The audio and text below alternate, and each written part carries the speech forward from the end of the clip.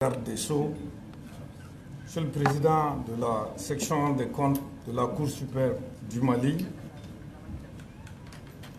Mesdames et Messieurs les représentants des institutions de la République, Mesdames et Messieurs les chefs des missions diplomatiques et consulaires et des organisations internationales accréditées au Mali, notamment l'USEC, PNUD, USAID, Saria Bateau et Cap Sahel, ONUDC.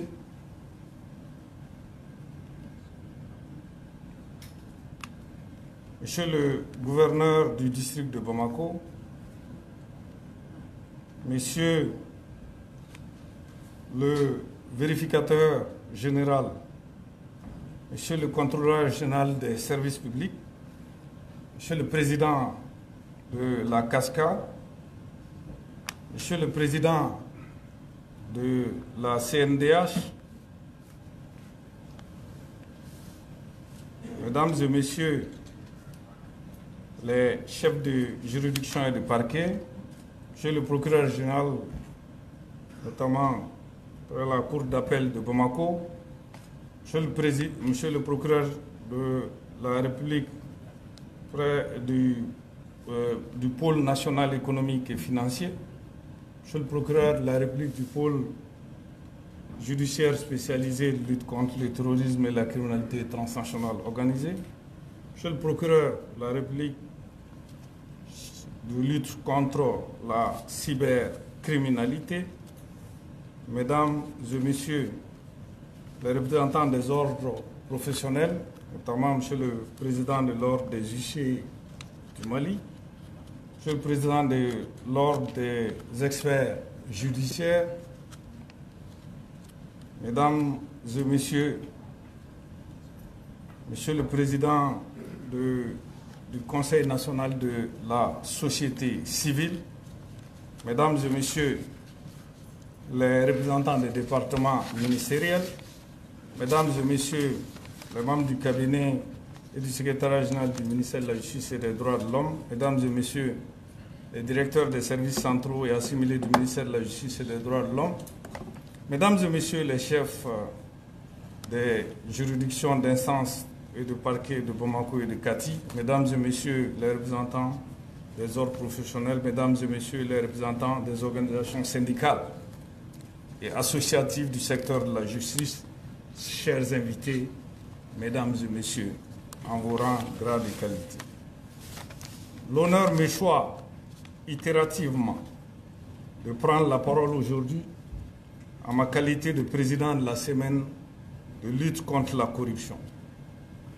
Permettez-moi au préalable de rappeler la genèse de la semaine de la lutte contre la corruption, de mettre en exergue les objectifs assignés, de circonscrire le fléau et donner un aperçu liminaire sur le rôle de la jeunesse dans la lutte contre ce phénomène qui touche tous les pays du monde sans exclusif, tous les secteurs de la vie et toutes les couches sociales.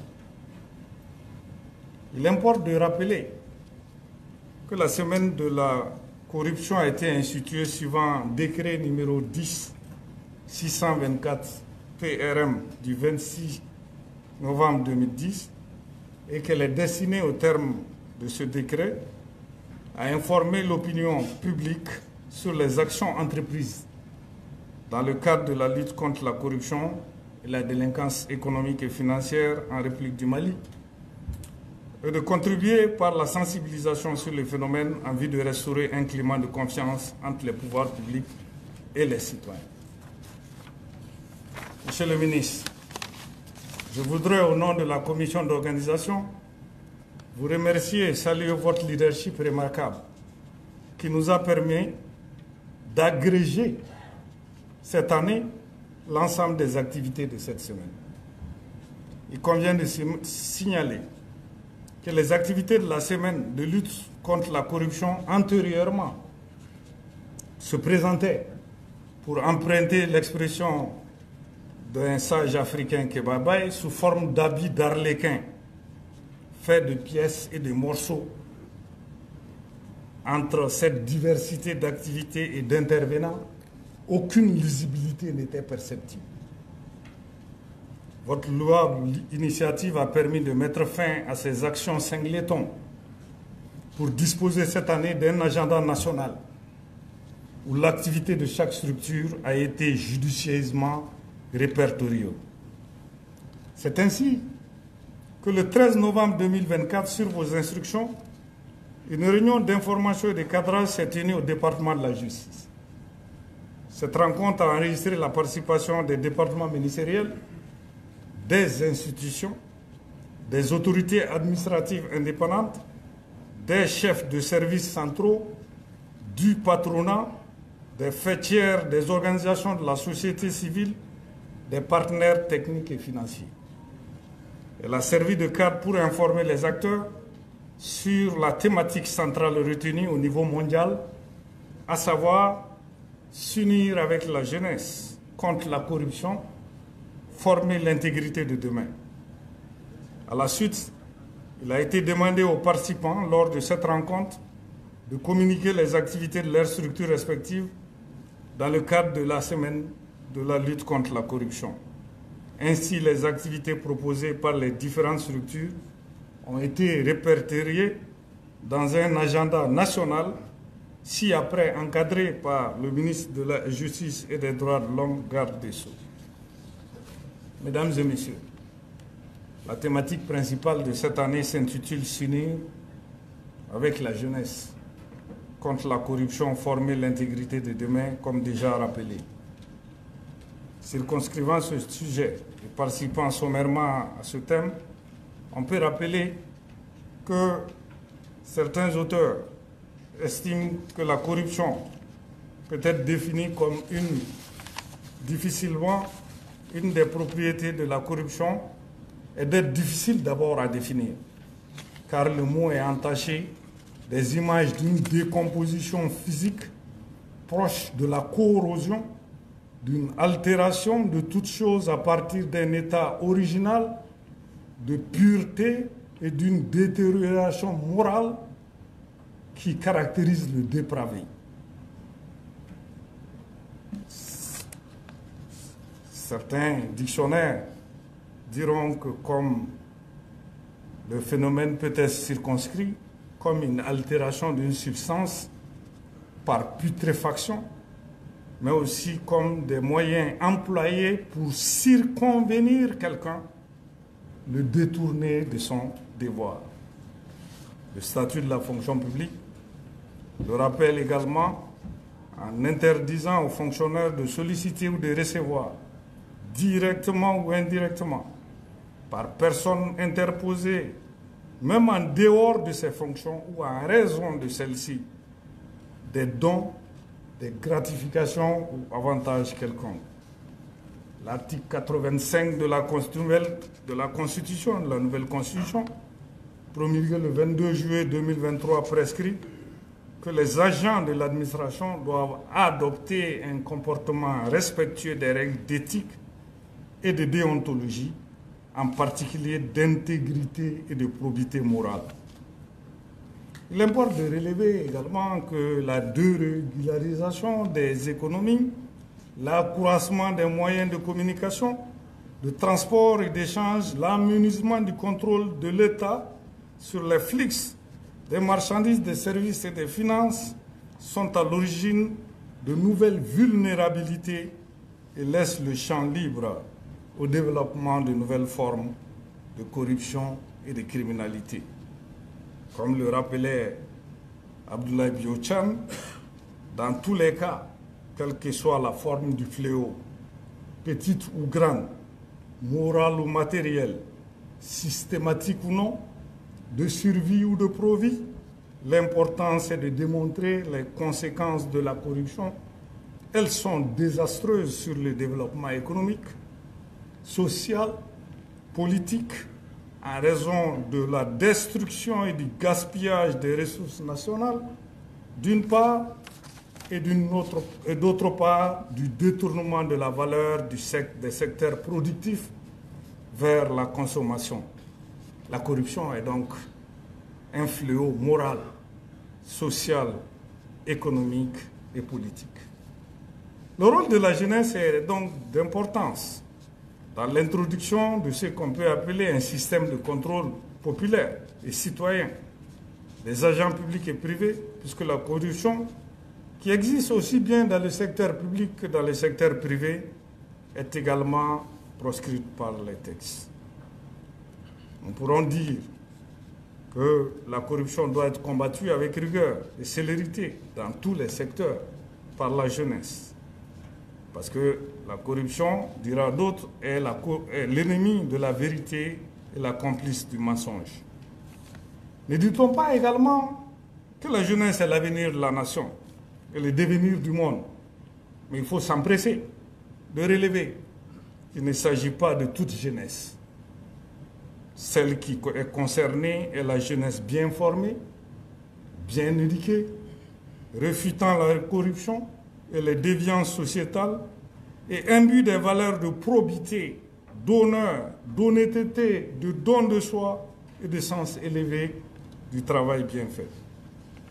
À ce propos, le premier président américain John Fitzgerald Kennedy affirmait déjà que les enfants sont les messages vivants que nous envoyons dans une période que nous ne verrons pas. Et vous aurez compris, Monsieur le ministre, que la lutte contre la corruption conduit à une société plus juste, comme vous avez toujours appelé, plus transparente, où les jeunes auront des chances égales de réaliser leurs rêves. Il importe de donner aux jeunes les moyens pour anticiper activement dans la lutte. Monsieur le ministre, les activités de la semaine cette année vont même au-delà de cette semaine. C'est ainsi que ces activités se présentent. Ministère de la Justice et des Droits de l'Homme.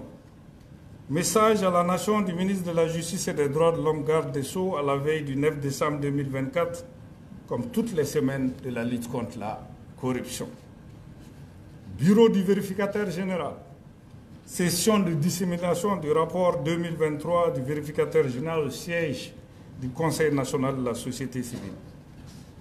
Ministère de la Justice et des Droits de l'Homme. Cérémonie de lancement de la semaine, la présente cérémonie. Le 10 décembre, Ministère de la Justice et des Droits de l'Homme, Agence de recouvrement et de gestion des avoirs saisis ou confisqués, atelier de sensibilisation des acteurs de la chaîne pénale au mécanisme de recouvrement et de gestion des avoirs criminels. 11 décembre, Ministère de la Justice et des Droits de l'Homme, Agence de recouvrement et de gestion des avoirs saisis ou confisqués, ARGAS, formation sur les instruments juridiques régionaux de coopération judiciaire internationale pour mieux lutter en synergie contre la corruption. 11 au 13, réseau des associations maliennes de lutte contre la corruption et la délinquance financière, comprendre le rôle, le mandat et les activités en tant que faîtière dédiée à la dénonciation des faits de corruption, le système judiciaire et la lutte contre la corruption de 2019 à 2024, la déclaration des biens. 11 au 12 décembre, projet d'appui à la lutte contre la corruption pour et par l'égalité des genres du SEC, en collaboration avec la société civile, la communauté des pratiques en matière de lutte contre la corruption, atelier de partage du contenu de la stratégie nationale de lutte contre la corruption. Janvier 2025 à mars, comme je l'ai rappelé, au-delà, autorité de régulation des marchés publics et des délégations de services publics. Bamako, campagne d'information et de sensibilisation sur l'utilisation du portail de régulation et ses implications en matière de lutte contre la corruption. Juillet 2025, modification de la réglementation nationale en vue de donner une valeur juridique à la publication des avis et résultats des appels d'offres sur le portail. L'interconnexion du portail avec les systèmes existants. L'intégration de l'archivage électronique de toute pièce originale. 12 décembre, ministère de la Justice et des Droits de l'Homme, ARGAS, atelier de sensibilisation des acteurs de la chaîne pénale dans les zones minières au mécanisme de recouvrement de gestion et des avoirs criminels. 9 décembre au 14, ministère de la Jeunesse et des Sports chargé de l'instruction civile et de la construction citoyenne, production d'un dépliant sur 7 raisons pour rejeter la corruption, disponible dès le 9 décembre et distribué par les volontaires. Conférence à l'Afro-Basket et à l'attention des brigadiers citoyens et des élèves de l'INJS sur la corruption. Match de foot entre le ministère en charge de la Justice et le ministère en charge des Sports. Coalition des organisations de la société civile de lutte contre la corruption et la pauvreté. L'organisation d'une campagne d'information, sensibilisation des organisations de la société civile sur les types d'infractions de corruption. 13 décembre, ministère de la Justice et des Droits de l'Homme. Interview bilan du ministre de la Justice et des Droits de l'Homme, garde des Sceaux, de la Semaine nationale de lutte contre la corruption. Janvier 2025, projet d'appui à la lutte contre la corruption pour et par l'égalité des genres du SEC, en collaboration avec la société civile, la communauté des pratiques en matière de lutte contre la corruption, organisation de la 9e semaine de la jeunesse contre la corruption. Monsieur le ministre, vous aurez compris, mesdames et messieurs, que c'est des activités très riches et variées. Et la semaine sera ponctuée par ces activités. Et au nom de la commission d'organisation que j'ai l'honneur de présider, je vous remercie pour votre participation remarquée et remarquable à cette importante activité et souhaite une semaine bien resplendissante que riche de lutte contre la corruption. Je vous remercie. Merci beaucoup, Monsieur le Président. Merci beaucoup. Nous remercions très chaleureusement Monsieur le Président de la Commission nationale d'organisation de la Semaine nationale de lutte contre la corruption, notre frère Boubacar Sidiki Diarra, secrétaire général du département de la justice et des droits de l'homme. Monsieur le ministre de la Justice et des droits de l'homme, Monsieur le secrétaire général, Monsieur le représentant de la